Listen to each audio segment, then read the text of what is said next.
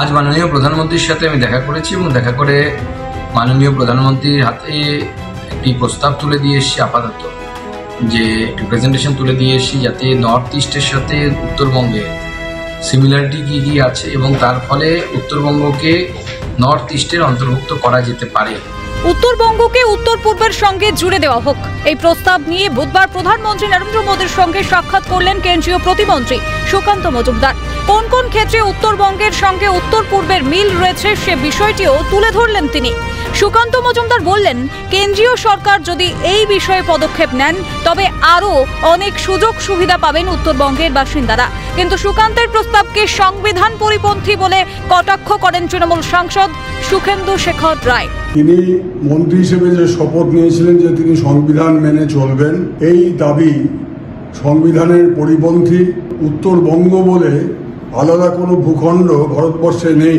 যে 8টি জেলাকে বলা হচ্ছে উত্তরবঙ্গ, সেটা আসলে পশ্চিমবঙ্গের অবিচ্ছেদ্য অঙ্গ। প্রধানমন্ত্রীর সঙ্গে দেখা করে আর কি বিষয়ে আলোচনা হলো কেন্দ্রীয় প্রতিমন্ত্রী সুকান্ত মজুমদারের, সে বিষয়ে বুধবার সংসদ চত্বরেও বক্তব্য রাখেন তিনি। প্রধানমন্ত্রীর সাথে রাজ্যের বর্তমান পরিস্থিতি, রাজনৈতিক পরিস্থিতি, সাংগঠনিক বিষয়, এই সমস্ত বিষয় নিয়ে আলোচনা হয়েছে। আগামী দিনে সমস্ত সাংসদরাদেরকে নিয়েও আমি দেখা করতে চাই, সেটাও মাননীয় প্রধানমন্ত্রীকে জানিয়েছি। বাংলা সাংসদদেরকে নিয়ে উনি সময় পেলেই সময় দেবেন বলেছেন এবং আগামী দিনে বাংলার পরিস্থিতি রাজনৈতিক পরিস্থিতি থেকে কীভাবে চলতে হবে, সাংগঠনিক পরিস্থিতি কী আছে, এই সমস্ত বিষয়ে ওনাকে জানিয়েছি। গোটা ঘটনায় কটাক্ষের সুরে বিরুদ্ধ মত পোষণ করেছেন তৃণমূল নেতা কুণাল ঘোষও। তিনি বললেন, শুভেন্দু অধিকারীর নামে প্রধানমন্ত্রীর কাছে নালিশ করেছেন সুকান্ত মজুমদার। সুকান্ত মজুমদার আজ প্রধানমন্ত্রীর সঙ্গে দেখা করেছেন এবং শুভেন্দু অধিকারী সম্পর্কে অত্যন্ত নালিশ জানিয়েছেন।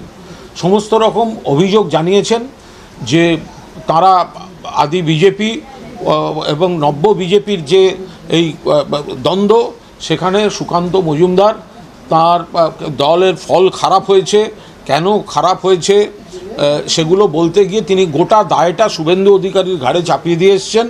গোটা ঘটনায় শুরু জোর রাজনৈতিক উত্তেজনা। ক্যালকাটা নিউজ।